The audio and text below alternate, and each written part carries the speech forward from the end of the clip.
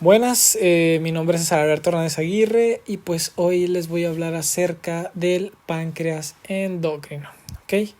Entonces, primeramente, pues ya saben, tenemos aquí el temario y vamos a hablarles de una pequeña introducción y vamos a hablarles después de las insulina, del glucagón y de la somatostatina, ¿ok?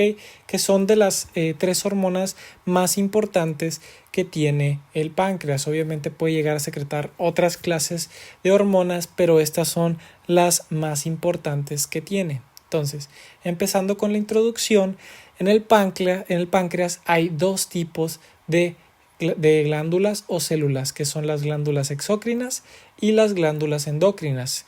Como estamos hablando de páncreas endocrino, nos vamos a enfocar en las glándulas endócrinas, ¿ok? ¿En dónde se encuentran las células endócrinas? Pues en los islotes de Langerhans, ¿ok? Y de la masa del páncreas, ¿cuánto porcentaje constituyen estos islotes de Langerhans? El 1 a 2%, y son muchísimo más predominantes en la cola del páncreas, estos islotes de Langerhans, ¿ok? Entonces, ahora, otras cosas, datos curiosos que tienen que saber es que los islotes tienen 5 veces más vascularización que el miocardio y tienen inervación tanto simpática como parasimpática. Ahora, vamos a hablarles de los tipos de células que podemos hallar en los islotes, ¿ok? Existen 5 tipos de células diferentes en los islotes de Langerhans. Tenemos a las células alfa, que van a liberar glucagón y van a conformar del 15 al 20% en los islotes. Tenemos a las células beta, que van a liberar la insulina, la proinsulina, el péptido C y la amilina, y constituyen del 60 al 70% de los islotes de Langerhans, ¿ok? También tenemos a las células delta, que van a secretar la somatostatina y constituyen del 5 al 10% en los islotes. También tenemos a las células F o PP, que van a secretar el polipéptido pancreático y se van a encontrar en menos del 5% de estos islotes pancreáticos. Y por último tenemos a las células epsilon, ¿ok? Estas células epsilon van a liberar la grelina y se van a encontrar en menos del 1% de los islotes de Langerhans. Y aquí tenemos a las 5 principales células que vamos a encontrar en los islotes de Langerhans, siendo las 3 primeras las más importantes: la célula alfa, la beta y la delta, ¿ok? Y de las cuales vamos a hablar en esta clase, ¿ok? Si se dan cuenta, las células beta se encuentran más en el centro de los islotes, ¿ok? Mientras que los demás tipos de células se van a encontrar en la periferia, ¿ok? Esto es muy importante y más adelante se los voy a comentar. ¿Por qué? Porque la irrigación de los islotes va del centro a la periferia, ¿ok? Y esto lo pueden aprovechar las células beta para comunicarse con otras células que se encuentran a la periferia de los islotes, ¿ok? Y aquí van las diferentes tipos de comunicaciones, que está la comunicación humoral, que ya les había comentado, que va del centro a la periferia, ¿ok? Y por ejemplo, vamos a poner un ejemplo. Aquí tenemos a la célula delta, que está liberando somatostatina, y ¿qué es lo que va a hacer? Va a inhibir la liberación de insulina y de glucagón, ¿ok? Entonces esto es un ejemplo de la comunicación humoral. Si se dan cuenta, lo que hizo es que liberó somatostatina y tuvo efectos a los lados de la célula y abajo de ellas, porque la circulación, la irrigación, recordemos que va del centro a la periferia. La somatostatina no puede inhibir a células beta que se encuentran en el centro, o se piensa que no se puede por esta irrigación que tienen los islotes. Bueno, tenemos otro tipo de comunicación, que es la comunicación de célula a célula, que qué es lo que sucede, es que aquí tenemos las células del páncreas, se pueden comunicar por uniones estrechas como por uniones por hendidura, ¿ok? Y pues esto puede ser importante para regular la secreción de insulina y de glucagón. Otro tipo de comunicación es la comunicación neural, ¿ok? Y vamos a hablar de esta. Entonces, existe, como ya les había dicho, los islotes de Langerhans están muy bien inervados, tanto por la división simpática como la parasimpática. En la división parasimpática va a aumentar siempre la liberación de insulina en las células beta. Mientras tanto que en la división simpática va a depender a qué tipo de receptores le va a llegar. Por ejemplo, los receptores alfa va a inhibir la liberación de insulina. Mientras tanto, que si tenemos los receptores beta, van a estimular la liberación de insulina. Y por ejemplo, si nosotros le damos un beta bloqueador a un paciente, muy probablemente los niveles de insulina van a estar ligeramente disminuidos, ¿ok? Por esto, porque los receptores beta estimulan esa liberación, pero al estar bloqueados, pues no se va a liberar de gran manera la insulina, ¿ok? Estas son las comunicaciones que tiene el páncreas, los tipos de comunicaciones que tiene el páncreas. Ahora ya hablamos completamente de la introducción. Ahora les vamos a hablar pues acerca de la insulina, ¿ok? Entonces, la insulina. Bueno, vamos a hablar de su síntesis, de su secreción y de la acción que tiene la insulina en el cuerpo, ¿ok? Entonces, también vamos a hablar de un cuarto apartado que ahorita no aparece, que son las incretinas, pero eso viene después, ¿ok? Entonces tenemos aquí a la síntesis de proteínas, ¿ok? Entonces, de proteínas, perdón, la síntesis de insulina, ¿ok? ¿Quién se va a encargar de la síntesis de insulina? La célula beta, ¿ok? Entonces vamos a tener que hacerle un zoom a la célula beta. Entonces, lo que va a fomentar esta síntesis de insulina es el aumento de glucosa. Va a aumentar la síntesis de ARN mensajero de la preproinsulina, ¿okay? Y aquí tenemos el ARN M que va a llegar aquí a los ribosomas del retículo endoplasmático, y esto va a crear la proteína que es la preproinsulina, ¿ok? Pero esta preproinsulina está conformada de la peptidoseñal, que es esta que tenemos aquí, del péptido A, del péptido B y del péptido C. ¿Okay?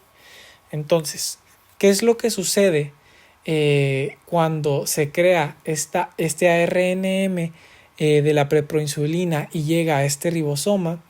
Bueno, se va a crear la preproinsulina, ¿ok? Pero el péptido, la peptidoseñal se va a perder cuando entre al retículo endoplasmático, y se dan cuenta, está aquí bien pegaditos uno del otro. Entonces la peptidoseñal sirve como para que pueda entrar al retículo endoplasmático, y una vez que entra aquí se pierde esta peptidoseñal y deja de llamarse preproinsulina para llamarse únicamente proinsulina. ¿Ok? Entonces la proinsulina llega al aparato de Golgi, donde unas enzimas se van a encargar de separar el péptido C del péptido A y el péptido B. Entonces aquí llegan estas proteasas, se cargan de separar el péptido C del péptido A y del péptido B, y se dejó de llamar esta molécula proinsulina para llamarse esta de aquí abajo insulina, ¿ok? Que está compuesta por el péptido A y el péptido B, y acá arriba tenemos al péptido C, ¿ok? Que está completamente separado, ¿ok? Entonces, ¿qué es lo que sucede? ¿Qué es lo que sucede? En el aparato de Golgi se van a mandar por medio de vesículas, ¿ok? Tanto el péptido C como la insulina, ¿ok? Y no solamente eso, ¿ok? La proinsulina hay veces que no se alcanzó a degradar por las proteasas en el aparato de Golgi, y se pueden llegar a mandar por parte de vesículas, ¿ok? De las células beta, pero es una cantidad muy pequeñita, así, o sea, bien X esta cantidad, ¿ok? Y el péptido C pues no tiene una función biológica, ¿ok? Pero es una proporción 1:1 de la insulina, ¿ok? Y es un marcador de esta. ¿Por qué? Porque una vez que se secreta la insulina al torrente sanguíneo, esta insulina se pierde de una manera muy rápida. En poco tiempo se va a degradar esta insulina, pero el péptido C es el que se mantiene por muchísimo más tiempo. Entonces, si tú quisieras medir cuánta insulina secretó un paciente, se va a medir el péptido C, porque es una relación 1:1 con la insulina. ¿Ok? Entonces, ¿qué más? La proinsulina pues es 20 veces menos potente que la insulina, y como les dije, solo se secreta un 5% de toda la insulina secretada. Les dije, realmente es una cantidad muy ínfima. Y pues bueno, nomás para que sepan que la célula beta secreta estas tres cosas: péptido C, insulina y proinsulina. Aunque también se puede liberar la amilina, ¿ok? Entonces ya vimos cómo fue la síntesis de la insulina. Ahora vamos a hablar de su secreción. Las células beta liberan la insulina porque captan y metabolizan la glucosa, la manosa, la galactosa, y también se puede estimular débilmente por los aminoácidos como la arginina o la leucina, cetoácidos, y estos dos que tenemos aquí entran directamente al ciclo de Krebs, y también por exosas como la fructosa. Todo esto estimula a la secreción de insulina, ¿ok? Esto estimula la secreción de insulina.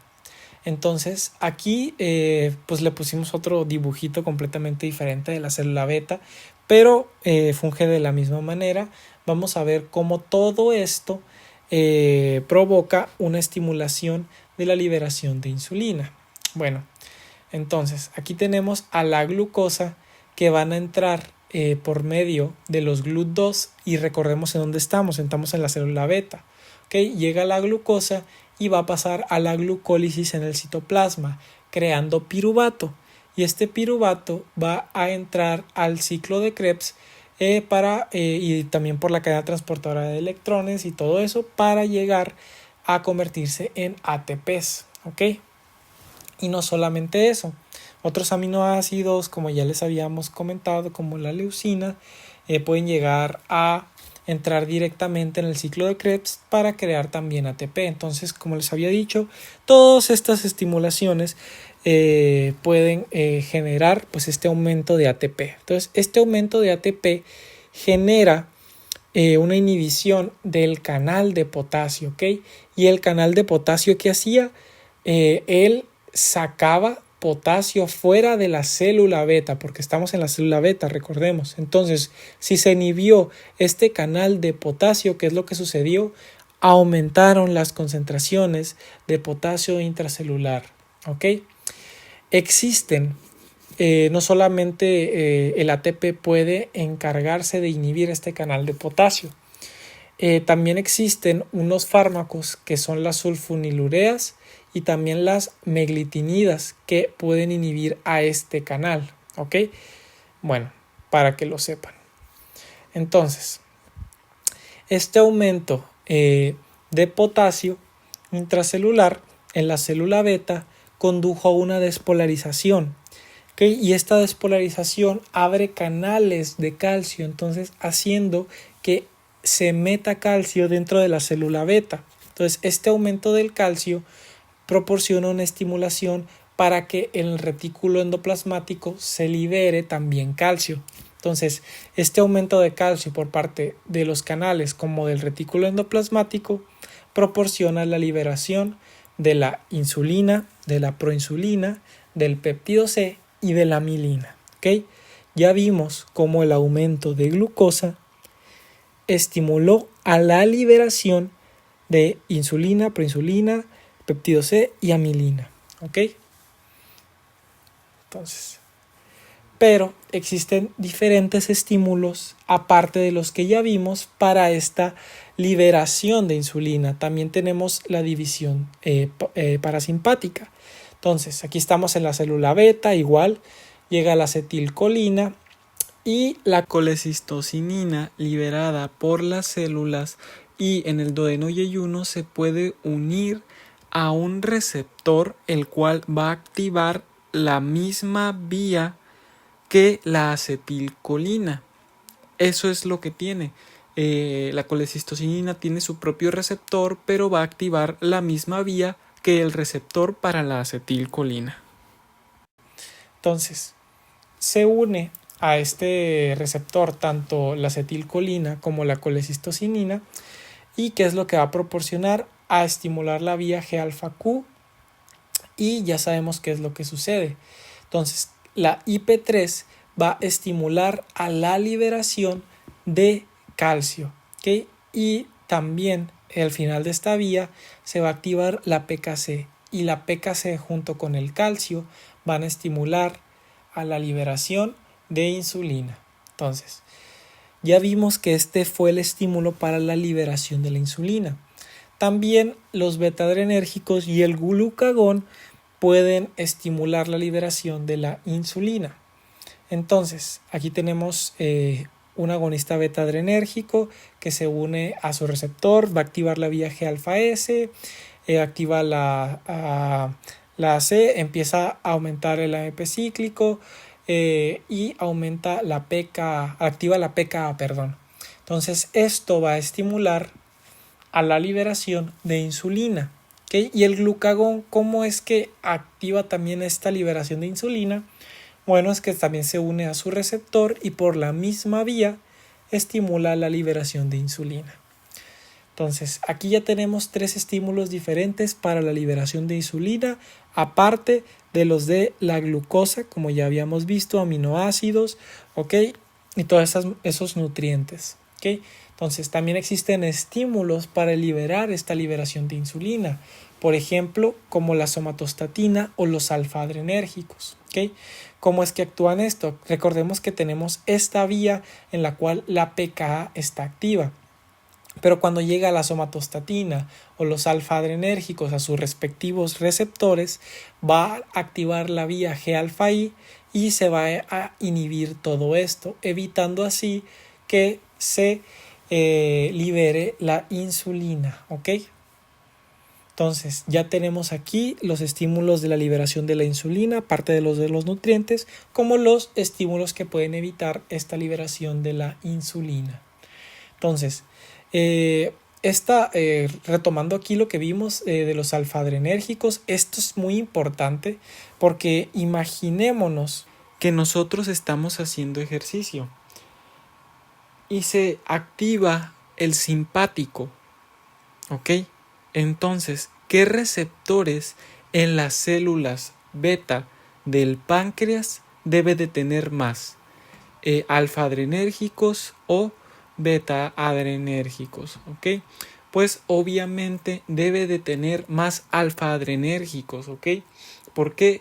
Porque el simpático debe de evitar la liberación de insulina, porque si nosotros estamos haciendo ejercicio, nuestro músculo ya de por sí está absorbiendo glucosa, ¿ok?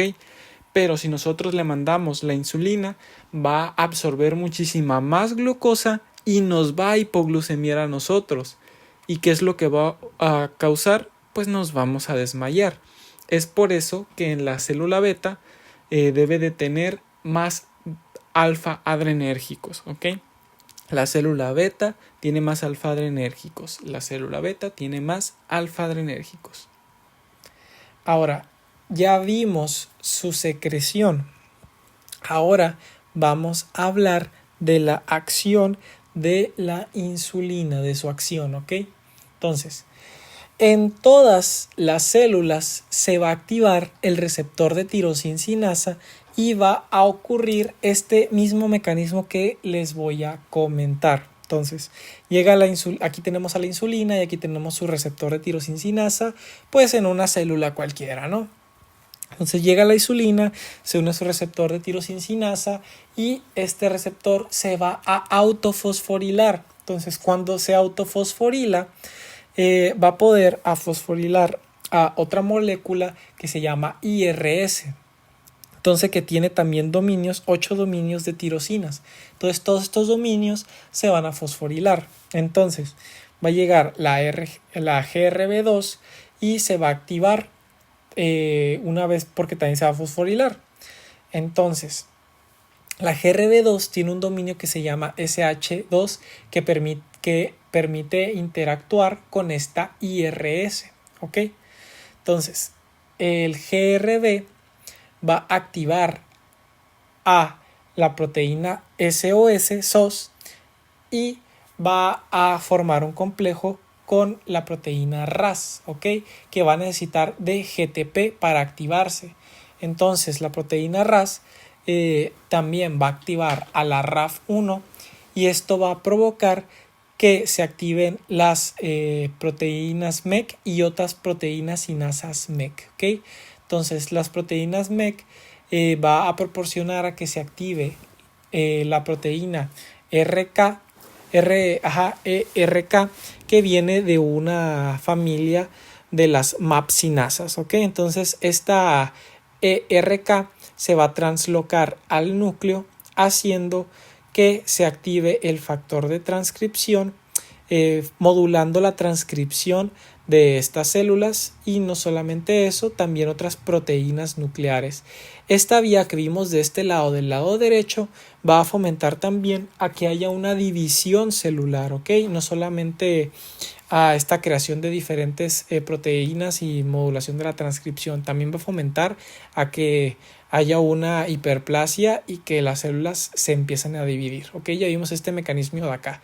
Ahora, el IRS también se puede activar a la PI3K y esto va a hacer que el PIP2 cambie a PIP3, ¿ok? Y esto va a activar a la proteína PDK1 y esta proteína PDK1 va a fosforilar a la proteína AKT o también llamada PKB dependiendo la bibliografía y también a la proteína mTOR. Entonces, esta vía se va a repetir en todas las células, ¿ok? Pero van a crear diferentes acciones dependiendo la célula. Así que ya no vamos a repetir todo este mismo mecanismo. Este mecanismo, esto se lo pueden aprender y les va a ayudar muchísimo para bioquímica. Pero bueno, o sea, este mecanismo van a tener diferentes acciones dependiendo de la célula. Entonces, ahora sí. Entonces, como ya les había dicho, la acción de la insulina varía en cada célula. Por ejemplo, en los hepatocitos, en los miocitos y en los adipocitos. Estos son los 3 tejidos en los cuales va a actuar principalmente la insulina. Y vamos a hablarles primeramente de los hepatocitos, ¿ok? Entonces, ¿qué es lo que sucede? La insulina es liberada a la sangre llegando al sistema portal venoso, pasando primero por el hígado antes que todo el cuerpo, ¿ok? Es la primera barrera de filtración, el hígado, ¿ok? Y aparte también es su tejido diana. Entonces, vamos a hacerle un zoom aquí. Entonces, cuando el páncreas libera la insulina, va a viajar por aquí, por todo este sistema, el sistema portal, ¿ok? La vena portal y va a llegar aquí al hígado directamente, ¿ok? Aquí al hepatocito. Entonces el hepatocito es la primera célula diana como uno de los puntos principales de degradación de la insulina. La insulina secretada aquí en este sistema portal venoso es de 3 a 4 veces mayor que lo que se encuentra en todo el cuerpo. Entonces se dan cuenta, el hígado degradó también mucha insulina. ¿Por qué? Porque la insulina que está en este sistema portal venoso es 3 a 4 veces mayor de lo que se podría encontrar en todo el cuerpo. ¿Ok? Entonces vamos a tomar aquí el hepatocito. Tiene diferentes acciones la insulina en el hepatocito. ¿Ok? Primero vamos a hablar de la glucogenogénesis. ¿Ok? Entonces, ¿qué es lo que sucede normalmente cuando no está la insulina? Tenemos a esta proteína que se llama GSK3, que por lo regular inactiva a esta proteína que se llama GS, ¿ok? Y como la inactiva fosforilándola, ¿ok? Y ocupa un ATP para fosforilar pues esta proteína y así la inactive. Pero ¿qué es lo que sucede cuando llega la insulina al receptor de tirosincinasa. Ocurre todo este mecanismo que acabamos de ver y si se dan cuenta, la AKT o PKB, como les quieran hablar, como les quieran decir, va a inactivar a la GSK3. ¿Y qué es lo que va a hacer? La inactiva fosforilándola por medio de ATP. ¿Y qué es lo que va a hacer? Va a dejar de inactivar a la GS, ¿ok? Entonces, de aquí, del núcleo, se va a crear esta proteína que se llama PP1, la cual va a activar a esta proteína que se llama GS. Entonces, gracias a la insulina, tenemos a una GSK3 inactivada y a una glucogenosintasa, que es la proteína GS, lista para estimular la creación de glucógeno, ¿ok? Entonces, ¿qué hace en la glucogenogénesis? La insulina en el hepatocito, pues la va a estimular a la glucogenogénesis en el hepatocito la insulina. ¿Y qué hace con la glucogenólisis? Bueno, la AKT y la PKB y junto con mTOR van a fosforilar a la FOXO1 por medio de un ATP. ¿Y qué es lo que va a hacer? Esto va a disminuir la glucosa 6-fosfatasa y la PEP-CK, ¿ok? Que es una sinasa, ¿ok? Bueno, entonces, ¿qué es lo que va a hacer? Va a inhibir a la glucosa 6-fosfatasa. Pero viéndolo desde otro esquema, ahorita les voy a poner otro esquema. Existen otras cosas que también hace, como la transcripción y activación de glucosinasa y inhibir la glucogenofosforilasa. Y ahorita se lo vamos a poner en un esquema muchísimo más degradable, ¿ok? Aquí tenemos a la glucogenogénesis y a la glucogenólisis. Entonces, por lo regular el hepatocito entra la glucosa por este transportador, el GLUT2. Este GLUT2 también recordemos, se encuentra en las células beta del páncreas endocrino, ¿ok? Bueno, el punto es que la glucosa entra aquí al hepatocito y cuando llega la insulina al receptor de tirosincinasa, ¿qué es lo que va a hacer? Va a estimular la transcripción y la activación de la glucosinasa, ¿ok? ¿Y qué es lo que va a pasar con la glucosa 6-fosfatasa? Gracias a la insulina la va a inhibir, ¿ok? Entonces, ¿qué es lo que va a pasar? La glucosa 6-fosfato va a pasar por la fosfoglucomutasa y se va a transformar en glucosa 1-fosfato. Entonces, la glucosa 1-fosfato se va a transformar en UDP-glucosa, ¿okay? Y la UDP-glucosa se va a transformar en glucógeno por parte de la glucogenosintasa, que como ya habíamos dicho, la insulina activa a la glucogenosintasa. Ya vimos todo el mecanismo anterior molecular de cómo es que le hizo para activar a la glucogenosintasa, ¿okay? Entonces, ¿y qué es lo que sucede también con la glucogenofosforilasa? La insulina inhibe la glucogenofosforilasa y si se dan cuenta, lo que hace es que a la glucogenogénesis, ¿qué es lo que hace? Fomenta la formación de glucógeno. ¿Y qué hace con la glucogenólisis? La inhibe, ¿ok? Entonces esto va a estimular, la insulina estimula a la glucogenogénesis y inhibe a la glucogenólisis, ¿ok? Entonces ahora, ¿qué es lo que va a pasar con la glucólisis y la gluconeogénesis? Bueno, igual entra la glucosa por el transportador GLUT2, llega la insulina, activa el receptor tirosincinasa. Entonces aumenta la transcripción de la glucosinasa. Recordemos, la glucosinasa se encuentra en los hepatocitos, ¿ok? Es la única vez donde vamos a encontrar esta enzima aquí. Entonces, ¿qué es lo que va a pasar? También la tirosincinasa va a inhibir a la glucosa 6-fosfatasa. Entonces, ¿qué es lo que pasa? La glucosa 6-fosfato se convierte en fructosa 6-fosfato. Entonces, esta molécula va a pasar por la PFK2 y va a crear a la fructosa 2,6-bifosfato, ¿ok? Entonces, la fructosa 2,6-bifosfato va a estimula a la PFK1 para que la fructosa 6-fosfato se convierta en fructosa 1,6-bifosfato. Y también, ¿qué hace la fructosa 2,6-bifosfato? inhibe a la fructosa 1,6-bifosfatasa, ¿ok? La va a inhibir. Entonces, pasa por todas las reacciones de la glucólisis y llega a fosfoenolpiruvato. Entonces, ¿qué es lo que hace la insulina? Estimula a la piruvato deshidrogenasa y a la piruvato sinasa también, ¿ok? ¿Y qué es lo que va a pasar? Es que va a disminuir la transcripción de la pepsinasa, ¿ok? Entonces, al inhibirla, si se dan cuenta, vas a estimular más a la glucólisis y vas a inhibir a la gluconeogénesis, ¿ok? En el hepatocito. Entonces, ya vimos cómo es que los estimula y cómo es que se inhibe. Bueno, ¿qué va a pasar con la lipogénesis? Bueno, ahora, normalmente a la mitocondria le va a llegar el acetil-CoA. Entonces va a llegar la insulina, va a prender el receptor tirosincinasa. Entonces cuando el piruvato pasó a convertirse en acetil-CoA, la tirosincinasa estimula a la ACC2, a la acetil-CoA carboxilasa 2, para transformar esta acetil-CoA en malonil-CoA. ¿Ok?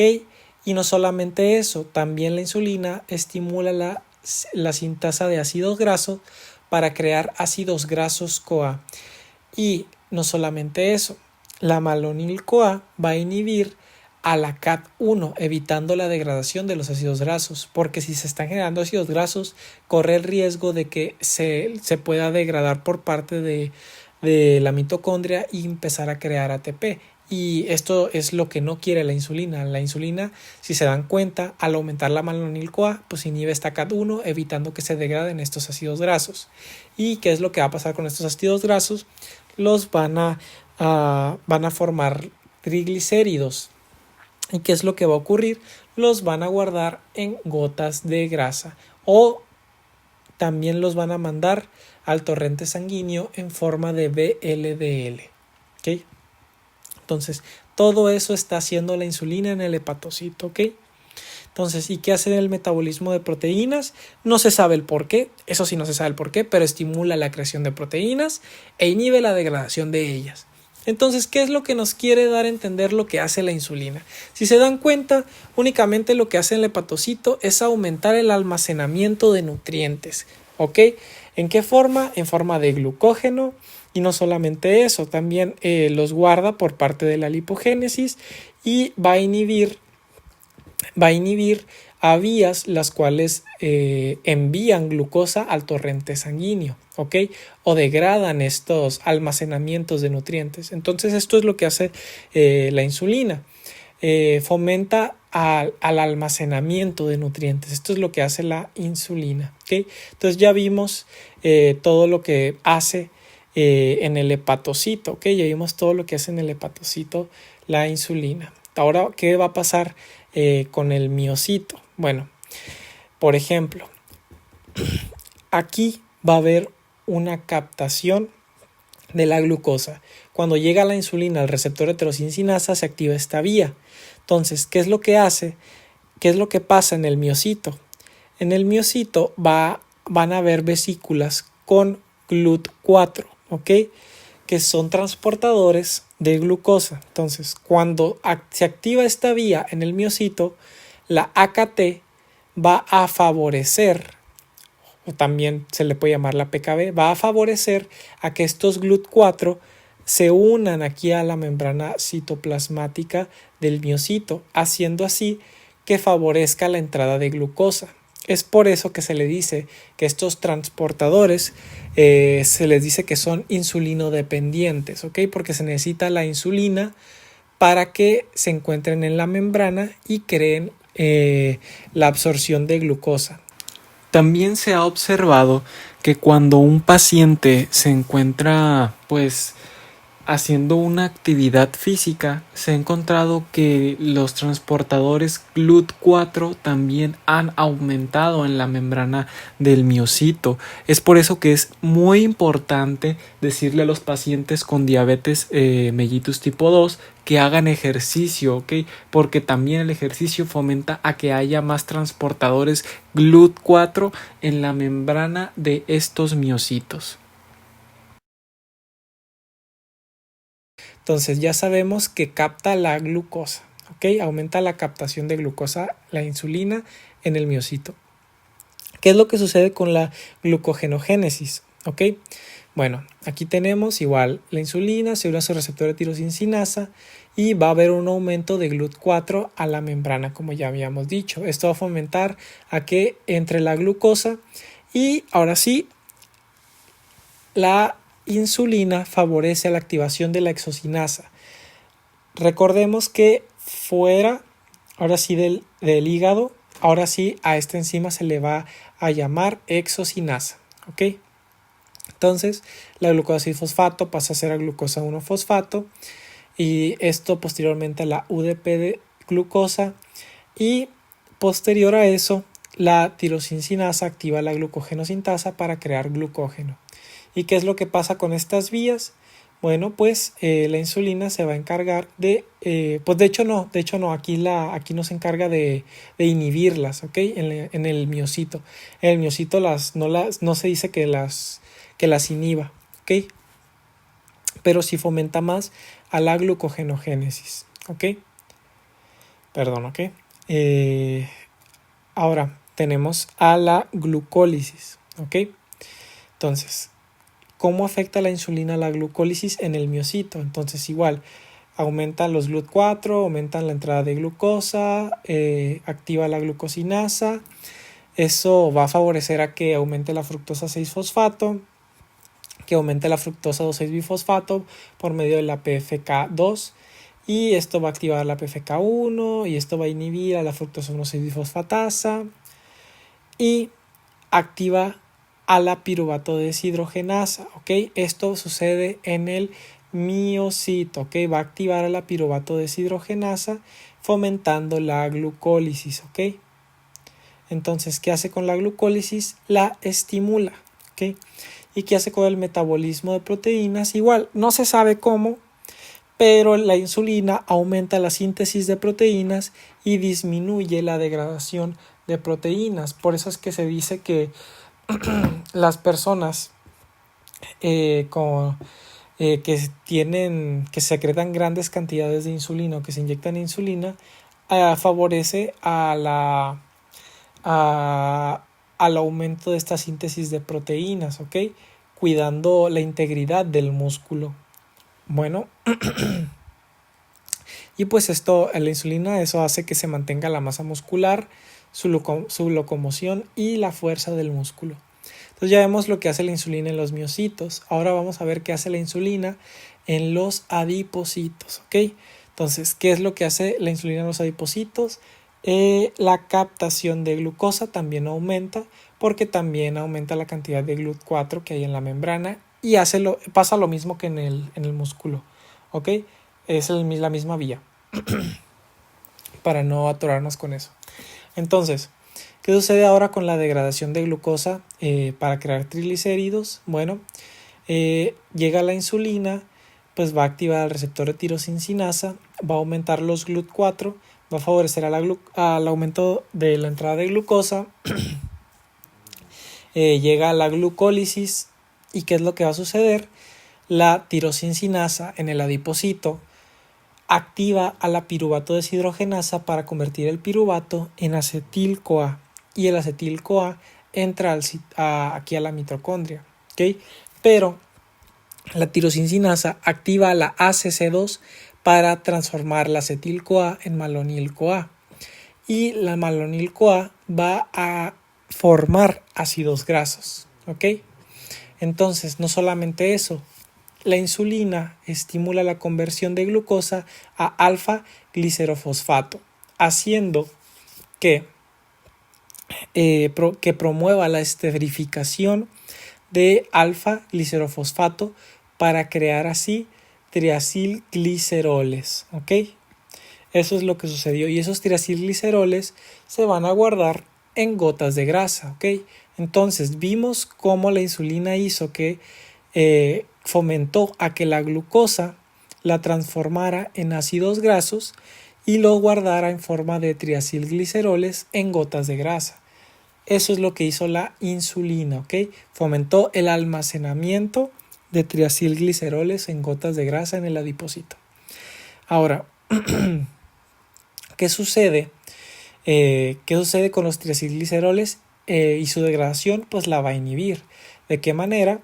Bueno, por lo regular las gotas de grasa están conformadas de triacilgliceroles y existe una enzima que se llama lipasa adiposa de triacilgliceroles que pasan los triacilgliceroles a diacilgliceroles, y hay otra enzima que se llama lipasa sensible hormona que transforma los diacilgliceroles en monoacilgliceroles, y esto va a pasar por otros procesos en los cuales lo va a degradar en ácidos grasos y glicerol para poder mandarlo así al torrente sanguíneo.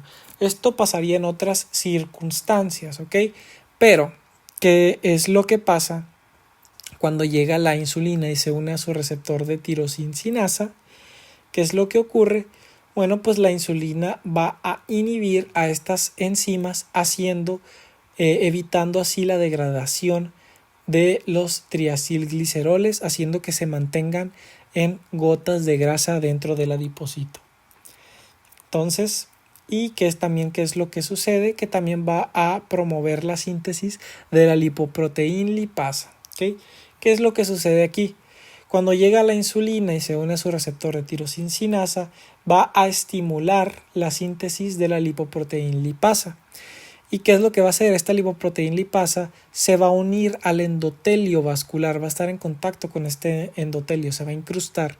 ¿Y qué es lo que va a pasar?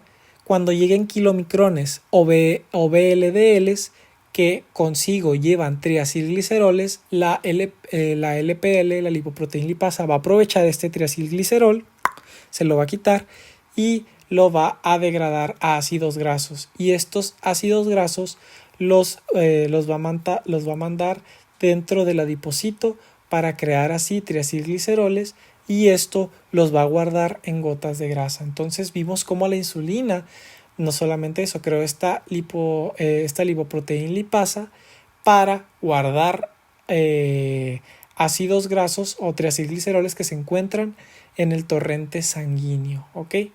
Eso es lo que promovió la insulina en los adipocitos. Entonces, aquí tenemos las diferentes acciones que hace la insulina en estos diferentes tejidos, ¿ok? En los hepatocitos, en los miocitos y en los adipocitos. Pero existe un efecto también muy importante que tenemos que hablar, que se llama efecto de la insulina en el potasio, ¿ok? Entonces vamos a quitar esto. Entonces se cree que la insulina estimula la actividad de la bomba sodio-potasio TPasa, haciendo que meta demasiado potasio dentro de las células. Entonces esto puede ser tanto beneficioso como puede ser algo horrible para un paciente. Por ejemplo, si tenemos un paciente con una hipocalemia, o sea, una disminución de potasio, y le metes insulina, va a ser fatal para este. ¿Por qué? Porque la bomba sodio-potasio va a meter muchísimo más, potasio, y ¿qué es lo que va a hacer? Vas a empeorar esta hipocalemia. Pero si un paciente tiene hipercalemia y tú le metes insulina, sería beneficioso, ya que le bajarías las concentraciones de potasio, ¿ok? ¿Por qué? Porque va a estimular a la actividad de la bomba sodio-potasio, haciendo que meta potasio dentro de las células. Entonces, existen, ahora vamos a hablarles de las manifestaciones que se presentan en una resistencia a los receptores de insulina, que es en la diabetes tipo 2. ¿Qué manifestaciones se van a encontrar por lo regular en pacientes con diabetes mellitus tipo 2? Bueno, que es la tríada clásica: poliuria, polidipsia y polifagia. La pérdida de peso la vamos a encontrar es más característico de diabetes tipo 1, ¿ok? Pero aquí estamos hablando de diabetes tipo 2, por eso es que no la puse aquí.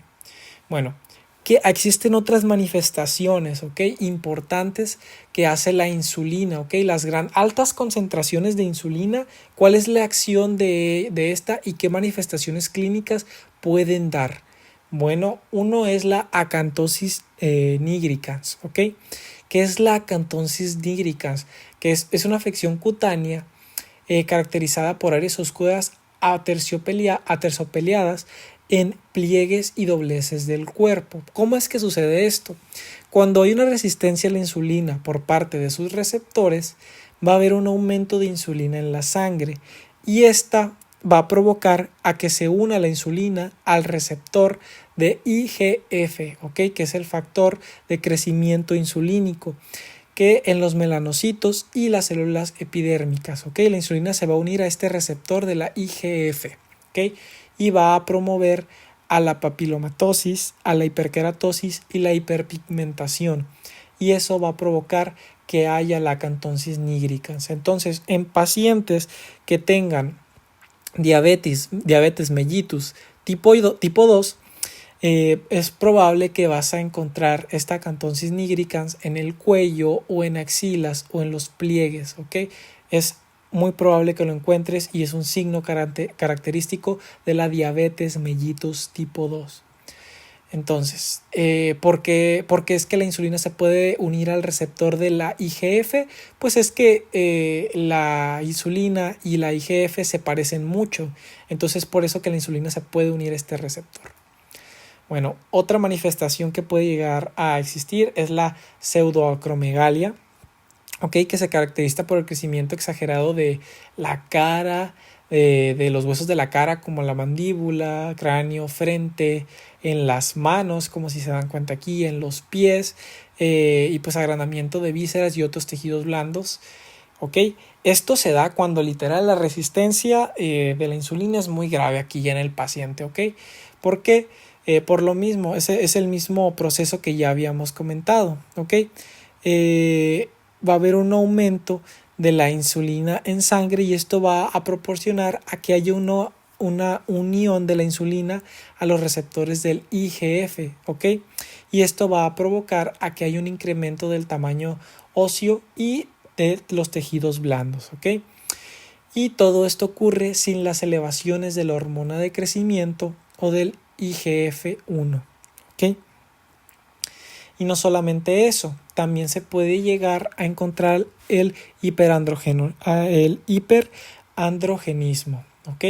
Que ocurren irregularidades menstruales, puedes encontrar ovarios quísticos de gran tamaño, infertilidad en mujeres e hirsutismo, ¿ok?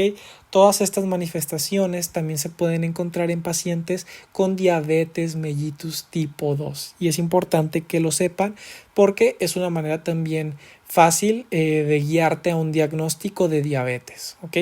Entonces, ya vimos ahora sí la acción de la insulina. Ahora vamos a hablar de las incretinas, ¿ok?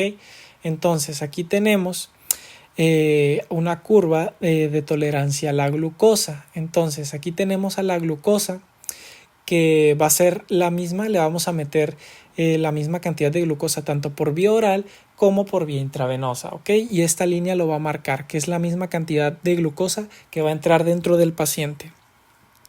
Ahora, la insulina tras la glucosa oral, si se dan cuenta, aumentó de sobremanera, ¿ok?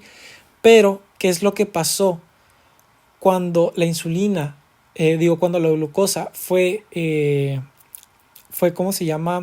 Fue adquirida a través de la vía intravenosa? La insulina no aumentó mucho, que digamos, ¿ok? ¿Y por qué se dio esto? Bueno, es que en el tracto gastrointestinal se liberaron ciertas hormonas que estimularon la liberación de insulina en el torrente sanguíneo. Por eso es que cuando nosotros comemos glucosa por vía oral, es por eso que hay un aumento en la liberación de insulina. Entonces, estas son las tres diferentes incretinas, así se les llama a las hormonas que estimulan la secreción de insulina. Son las tres incretinas que se van a encargar de pues, secretar de insulina, ¿no? Pues las dos más importantes aquí es el polipéptido inhibidor gástrico y el péptido similar al glucagón tipo 1, el GLP-1 y el GIP-1 son los más importantes. La colecistocinina también puede estimular a la liberación de insulina, ¿ok? Pero también se va a encargar de la contracción de la vesícula biliar, ¿ok? Vamos a hablar muchísimo más de los dos primeros que de la colecistocinina, ¿ok? Entonces, el polipéptido inhibidor gástrico, ¿qué células lo van a liberar? Las células K. ¿En dónde se encuentran esas células K? En el duodeno y en la parte superior del yeyuno. ¿Qué estímulos liberan el GIP a la circulación? Pues al estar en contacto con nutrientes como glucosa, sacarosa, almidón, triglicéridos y algunos aminoácidos. Entonces se va a liberar este GIP cuando esté en contacto con estos nutrientes, ¿ok? Bueno, ahora ya sabiendo lo que hace el GIP, el polipéptido inhibidor gástrico, ahora vamos a hablar del péptido similar al glucagón tipo 1 o GLP-1, ¿ok? ¿Qué células liberan el GLP-1? Pues las células L. ¿En dónde se encuentran las células L? En el duodeno.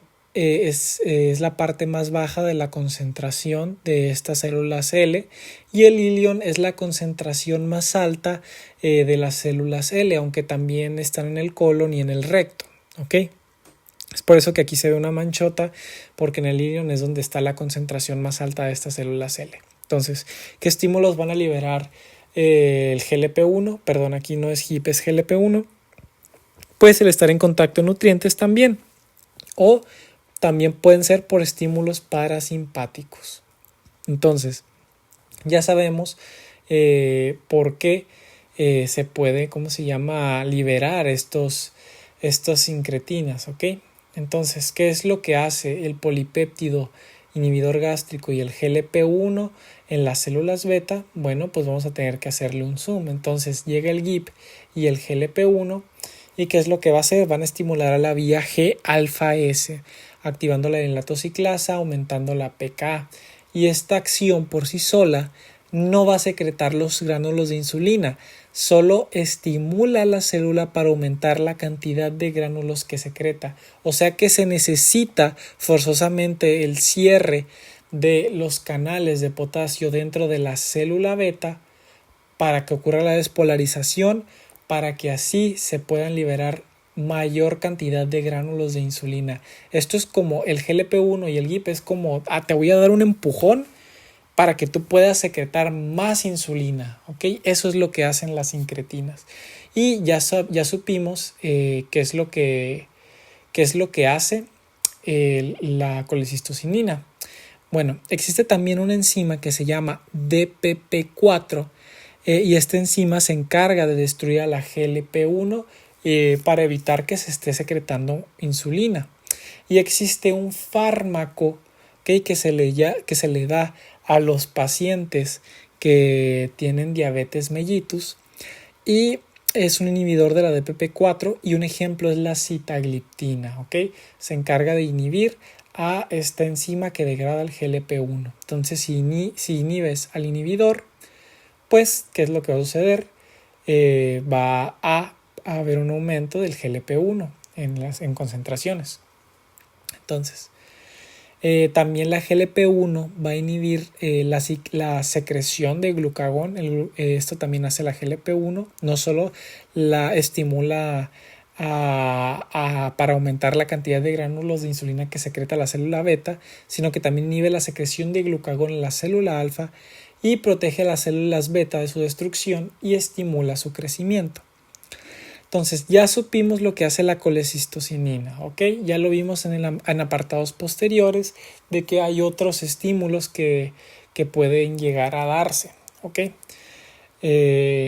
¿Y cuáles son las acciones ahora sí del GIP? puede llegar a estimular la secreción de insulina y somatostatina.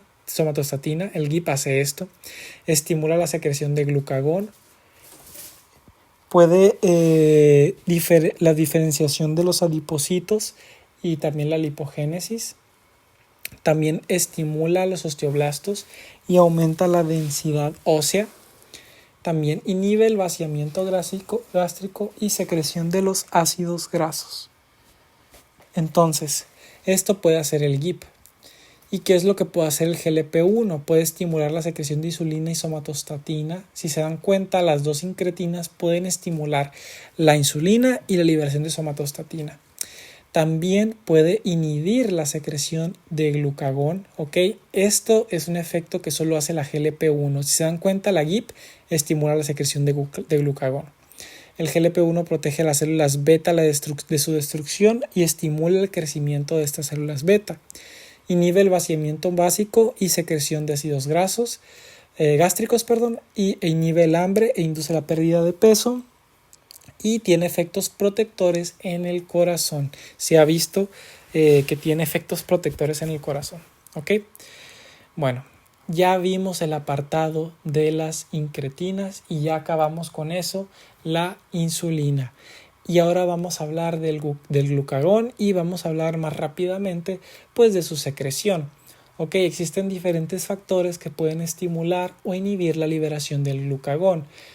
Las cosas que los puede llegar a inhibir sería una hiperglucemia, la insulina, la somatostatina, el GLP-1, el GIP indirectamente y los ácidos grasos. Pero César, me habías dicho que el GIP puede estimular la liberación de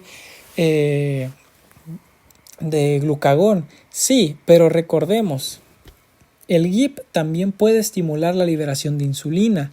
¿Y qué inhibe la liberación del glucagón? Pues la insulina. Entonces indirectamente lo puede llegar a inhibir, pero directamente lo estimula. ¿Ok? ¿Qué otros factores pueden llegar a estimular la liberación de glucagón? Pues uno es la hipoglucemia. ¿Ok? Otro es el GIP directamente, como ya les había dicho. Otro son los aminoácidos, como la alanina o arginina. Los aminoácidos es el principal, es el principal estímulo de las células alfa, ¿ok? Y tiene una razón del por qué es así, ¿ok? Más adelante se los voy a comentar el por qué. También tenemos las catecolaminas, la colecistocinina, la gastrina y los glucocorticoides pueden estimular la secreción de glucagón. Entonces, ¿cuál es la acción del glucagón? Su principal órgano diana pues son los hepatocitos, ¿ok? Puede llegar a ejercer otras acciones en otros tejidos, pero se ven concentraciones farmacológicas, en concentraciones muy altas, en las cuales no son fisiológicas. Entonces ahorita les voy a presentar las presentaciones fisiológicas en el hepatocito. Igual, el glucagón es liberado al sistema portal venoso y va a llegar al hígado primeramente. Entonces, ¿qué es lo que va a ocurrir en el hepatocito? Bueno, ¿qué es lo que va a ocurrir con la glucogenólisis y con la glucogenogénesis? Bueno, entonces, esto es lo que sucede normalmente en el hepatocito, pero cuando llega el glucagón va a activar a la vía G-alfa-S y a la PK y va a inhibir a la glucosinasa, ¿ok? Y también va a activar al inhibidor 1, que esto va a inhibir el PP1 y por lo tanto va a ocurrir una inhibición de la glucogenosintasa, porque recordemos que el PP1 se encargaba de activar a la glucogenosintasa. ¿Ok? Y ahora, ¿qué es lo que hace el glucagón? Una vez que activa la PK, pues va a activar la glucosa fosforilasa. Y no solamente eso, junto con los glucocorticoides y la PK activa, va a fosforilar al factor de transcripción CREP para aumentar la transcripción de la glucosa 6-fosfatasa. Y si se dan cuenta, la glucogenogénesis está disminuida, pero la glucogenólisis está aumentada. Entonces esto va a favorecer a la destrucción del glucógeno para mandar glucosa a la sangre. ¿Ok? Entonces ya vimos que la glucogenólisis está estimulada y la glucogenogénesis está inhibida. Entonces, ¿qué va a pasar ahora con la glucólisis y la gluconeogénesis? Bueno, por lo regular esto sucede cuando está en efecto de la insulina, pero cuando llega el glucagón, igual va a activar a la PK y esto va a inhibir a la glucosinasa. Entonces se va a perder la producción de la fructosa 2,6 bifosfato. Entonces se va a inhibir la PFK1 porque recordemos que se necesita de esta molécula para activar la PFK1. Entonces, y también la PK se encarga de inhibir a la piruvatosinasa.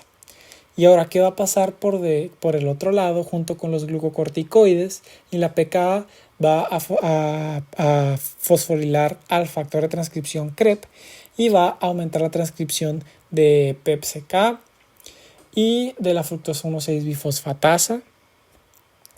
Y al no aumentar la fructosa 2,6 bifosfato, no se inhibe la fructosa 1,6 bifosfatasa. O sea, son dos cosas ahí. Y transcripción de la glucosa 6-fosfatasa. Y eso hace que mande glucosa al torrente sanguíneo. ¿Ok? Y eso promueve a una inhibición de la glucólisis y un aumento de la gluconeogénesis. ¿Ok?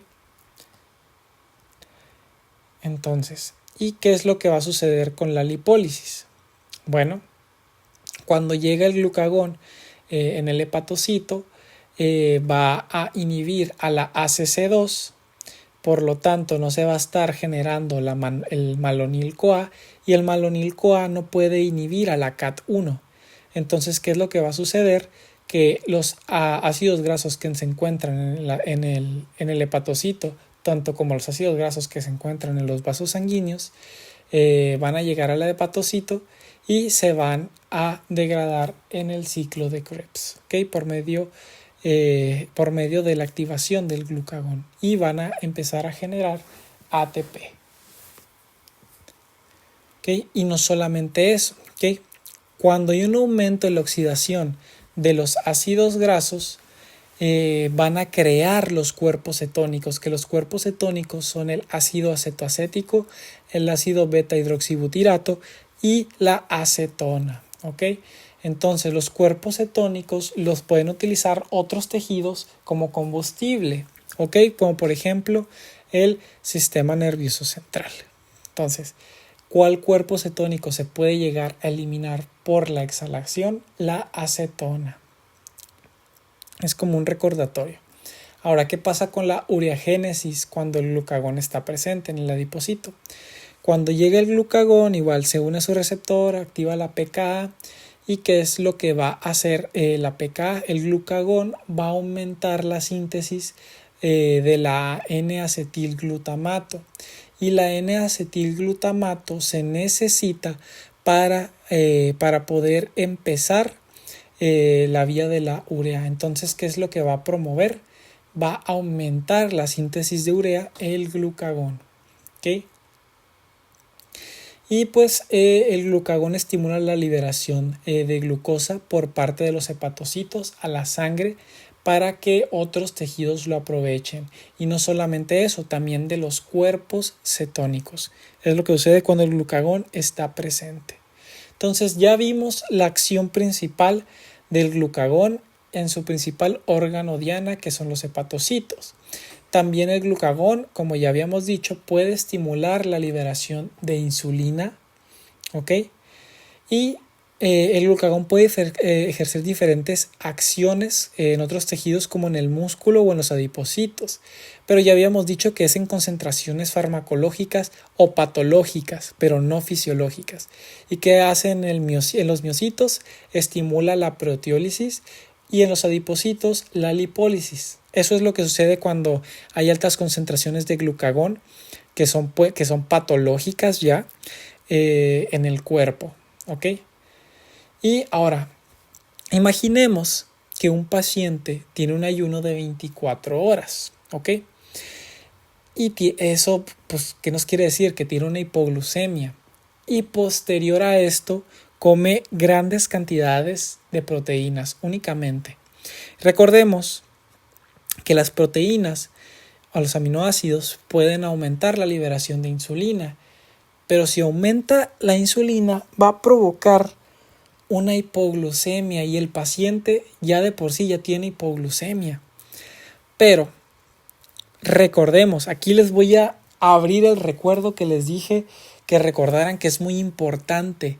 El glucagón se puede estimular, su estímulo más fuerte es un aumento de aminoácidos ingeridos o de proteínas.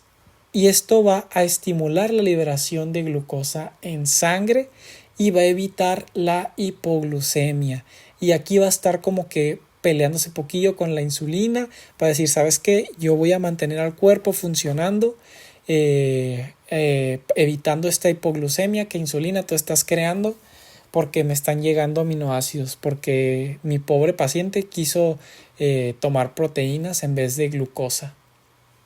Bueno, y pues se liberó el glucagón para evitar esta hipoglucemia en el cuerpo. Entonces ahora ya saben las acciones del glucagón. Entonces ya acabamos con este apartado de aquí. Ahora vamos a hablarles acerca de la somatostatina. ¿Ok? Vamos a hablar de su secreción y de su acción. La secreción de la somatostatina está dada por las células delta y existen diferentes factores que estimulan esta liberación de la somatostatina. Por ejemplo, la glucosa, ácidos grasos, los aminoácidos, por ejemplo la arginina, el glucagón, hormonas gastrointestinales y sulfonilureas también pueden estimular la liberación de somatostatina por parte de las células delta. ¿Ok?